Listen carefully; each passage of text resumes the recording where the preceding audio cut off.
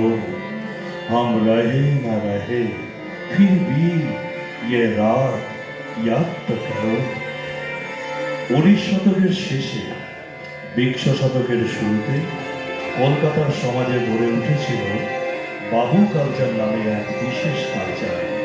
হ্যাঁ, এই বাবু কালচারের অন্ধকার দিকটিকে সরিয়ে রাখলে আর একদিকে কিন্তু মেঘের আড়ালে আলোক ছটার মতো আবির্ভূত হয়েছিল বাইজি নামে আর এক বিশেষ কালচার, যারা সমাজে অবহেলিত ছিল। কিন্তু সেটি ছিল শাস্ত্রীয় সঙ্গীত আর নৃত্যের এক অতি উচ্চ মানের শিল্পের সমন্বয়ে হিন্দুস্তানি শাস্ত্রীয় সঙ্গীতের ঘরানা।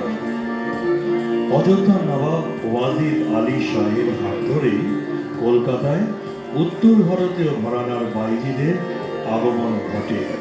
ইতিহাস সে কথাই আসুন, আজ তাদের শাস্ত্রীয় সঙ্গীত ও নৃত্যের মদিরাতে আমরা কিছু সময়ের জন্য ফিরে যাব, অনুভবে আবৃত হব সেই সব ফেলে আসা দিনগুলিতে, যখন বাইজি মহলগুলিতে সন্ধ্যা হলে জ্বলে উঠত ঝাড়বাতি, কান পাতলেই ভেসে আসত নুপুরের রিনিঝিনি, সারেঙ্গির মন কেমন করা সুরের মূর্ছনা, আর শাস্ত্রীয় সঙ্গীতে মদিরা। ধরা যাক গহরজান গাইছে। হ্যাঁ, গহরজান হিন্দুস্তানি শাস্ত্রীয় সঙ্গীতে গজল, খেয়াল, ঠুমরি গোত্রের সঙ্গীত এবং কত্থক নৃত্যের এক বিরল শিল্পী ছিলেন গহরজান। তিনি প্রথম ভারতীয় শিল্পী যার গান গ্রামোফোন কোম্পানি রেকর্ড করেছিল। তখন কলের গান মানেই তো গহরজানের গান।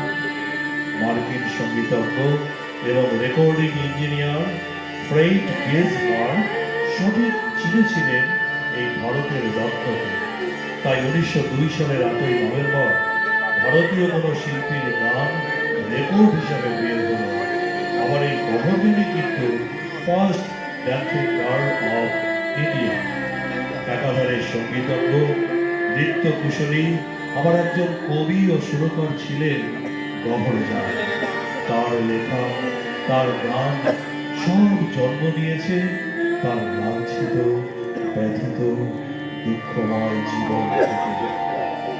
অ্যাঞ্জেলিনা এডওয়ার্ড থেকে গহরজান হওয়া দীর্ঘ জীবনে তিনি একটি প্রাণের মানুষের খোঁজ করেছিলেন, কিন্তু পুরুষের হৃদয়ের ক্ষতকে নিরাময় করে নিজের কামাল ক্ষতবিক্ষত হৃদয়টিকে নিয়ে কাটিয়ে দিয়েছিলেন সুর আর সুরার সাগরে। গভীর দুঃখ থেকে তিনি লিখেছিলেন এবং সুরও দিয়েছিলেন রসকে ভরে তেরে নয়না। কি অসাধারণ গান! আর প্রতিটি গানের শেষে গহরজান জানেন উচ্চারণ করতেন কি? It is my song, my name is Gauharjaan. কেন কেন সেসব নিয়ে না হয় আমরা রাগিনীর শিল্পীরা আসবো অন্য কোনো দিন, অন্য কোনো সময়ে আপনাদের সামনে।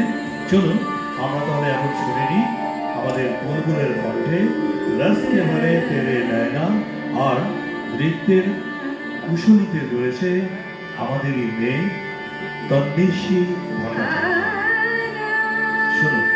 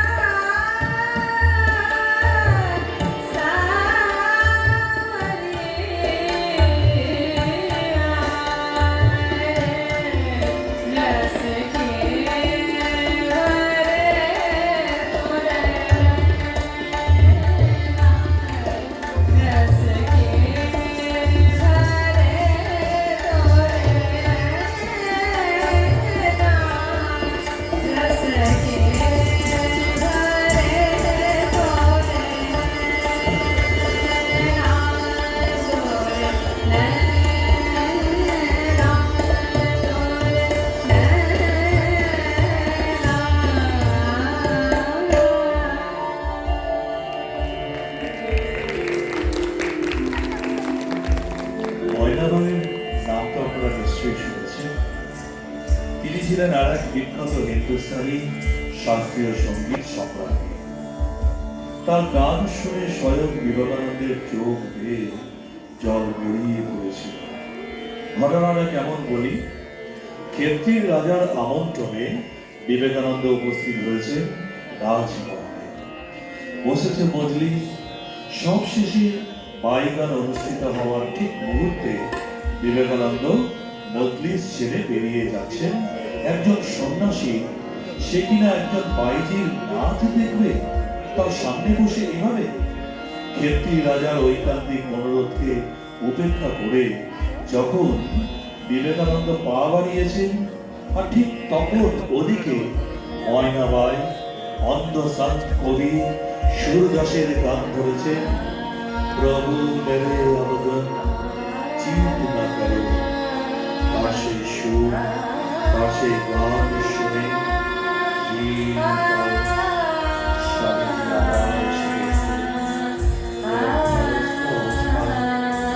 চোখ বন্ধ করে ময়নাবাইয়ের গান আস্বাদন করলেন।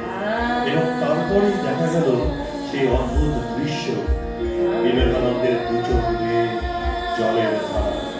Lord, don't hold my sin, it is to me.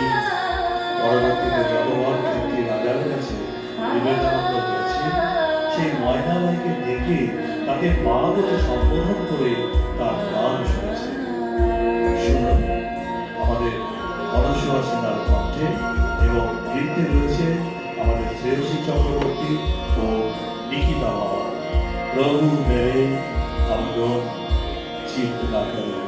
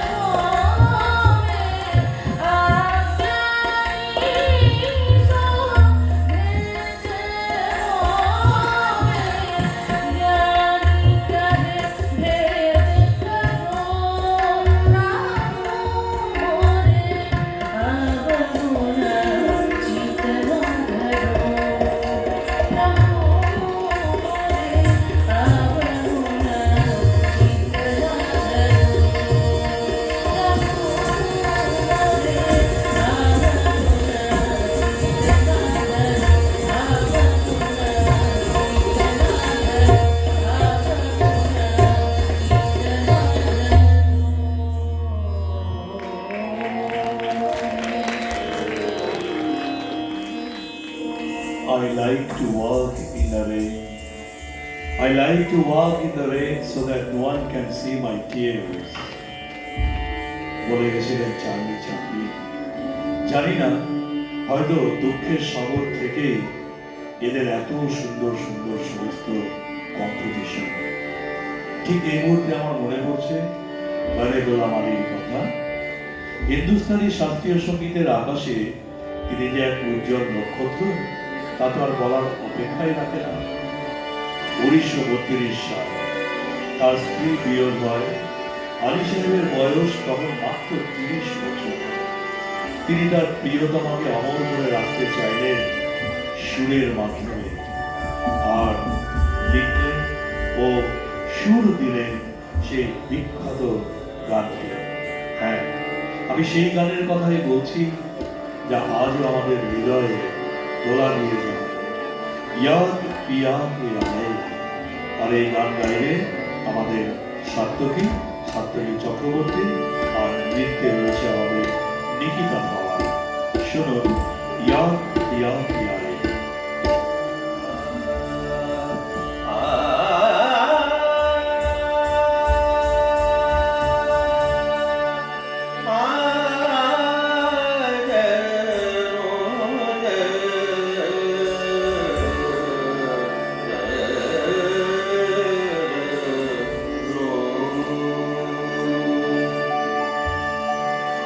याद पिया की आए है राम, याद पिया की आए है राम, याद पिया की आए। ये दुख सहा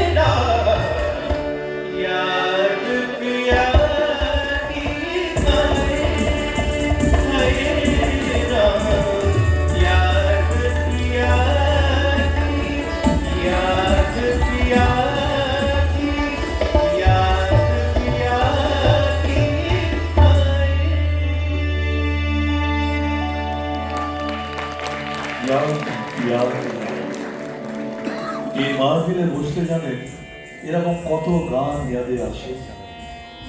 দিন মাস বছর শেষ হয়ে যাবে, তবুও এ গান কিন্তু শেষ হয় না। কত গান জন্ম নিয়েছে শাস্ত্রীয় সঙ্গীতের আতুর ঘরে, যে গানগুলি শুনলে আমাদের মনটা কেমন উদাস হয়ে যায়, মনটা এক মুহূর্তে পৌঁছে যায় সেই ফেলে আসা জলসা করে। ঠিক এই মুহূর্তে আমার আরেকটি গানের কথা মনে পড়ছে, অসাধারণ গান, সাদ হোসেনের লেখা, বরে গোলাম আলীর গাওয়া, পাতিয়ালা ঘরানায় কার বা তালে। এই ঠুমরিটি শুনুন আমাদের বুলবুলের কণ্ঠে। नैना मरे तरस गए आज वर्मा परदेस, नैना मरे तरस गए आज वर्मा परदेस। আর শ্রেয়সী তার সঙ্গে থাকবে লিপ্তায় শ্রেয়সী চক্রবর্তী।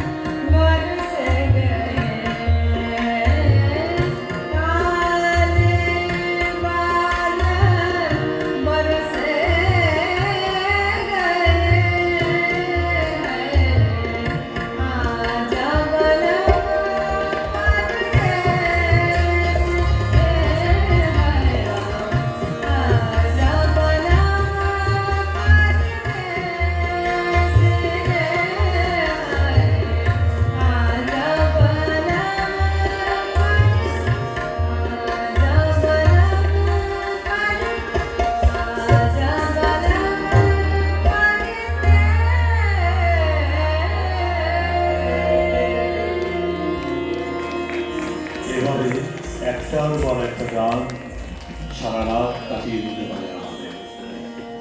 রাগিনীর এই শাস্ত্রীয় অনুষ্ঠানে মনে হয় যেন সারা রাত ধরে আপনাদের এরকম গান শোনাই। আমরা ঋদ্ধ হব সেই কতদিন কত বছর আগে কারা এগুলো লিখেছিলেন, তাদের পরিচয় কি, সেগুলো তুলে ধরার একটা আপ্রাণ চেষ্টা রাগিনী চালিয়ে যাচ্ছে। আমরা আগামীতে অবশ্যই আসবো আপনাদের কাছে। তবে এই মুহূর্তে আমার আর একটা গান মনে পড়ছে, অসাধারণ একটি গান লিখেছিলেন সুদর্শন ফকির সাহ। দাদরা তালে ভৈরবী লাগে আমারই আটরিয়া পে আজও আও সাবরিয়া। অসাধারণ এই গানটি আমি বুলবুলকে অনুরোধ করব। আর কস্তুরী পুরকায় নৃত্যের আয়োজনে থাকবে কস্তুরী পুরকায়।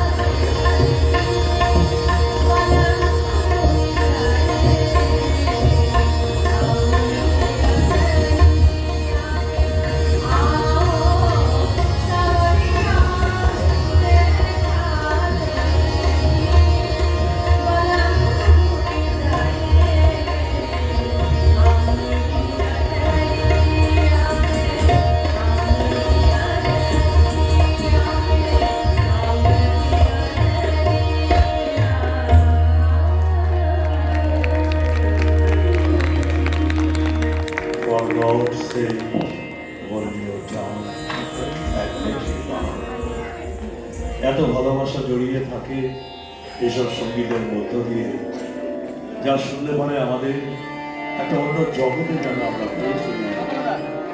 আজ এই অনুষ্ঠানে একেবারে শেষ প্রান্তে পৌঁছে আমরা যারা এখানে আপনারা দেখতে পাচ্ছেন, আমাদের যে সকল সঙ্গীত শিল্পীরা রয়েছেন, বুলবুল, সাত্তকী, অনসুয়া, আর তারা সকলে মিলেই একটি গান পরিবেশন করবে, চেহারে পরদেশিয়া, এবং সেই গানের মধ্য দিয়ে আমরা আজকে বিদায় নেব। हम रहे न रहे फिर भी ये रात याद तो करो, चला रे परदेसी।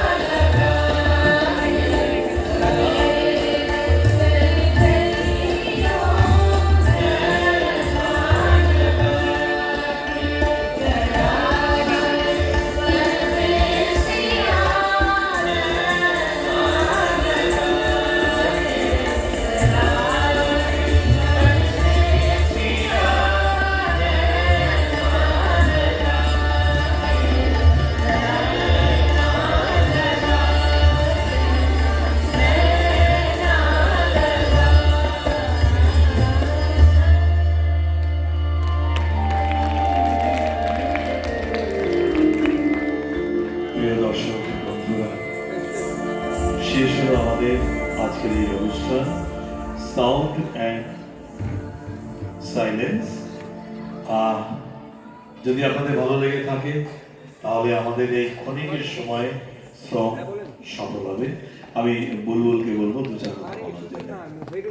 সবাইকে অসংখ্য ধন্যবাদ জানাই যারা এতক্ষণ ধরে ধৈর্য ধরে ছিলেন। কেমন লাগলো জানি না, আমরা তো ভুল ত্রুটি তো আছেই, আমরা চেষ্টা করছি। একটা আমাদের ছোটো করে আসছিল আমার সঙ্গীতাদি, এমনভাবে আমাদের 11th আওয়ারে যদিও বলেছি, খুব কষ্ট হয়েছে করতে, জানি খুব। আমি আন্তরিকভাবে আমি ধন্যবাদ জানাই, ধন্যবাদ জানাবো না দিদি, শ্রদ্ধা জানাই যে আগামী দিন যেন আমার সঙ্গে থাকে। সুদীপদা আছে, এত সুন্দর লিখেছে, আমাদের রিজু এত ভালো বাজায়, সার্থকী ভালো গাইছে, অনুসু আমাদের সঙ্গে আছে, এবং আমাদের সঙ্গে সিনথেসাইজারের পাপাইদা ছিলেন। আমরা ছোট্ট প্রয়াস করছি, ভুল ত্রুটি মার্জনা করবেন। শুভরা, ভালো থাকবেন। কি বলবো,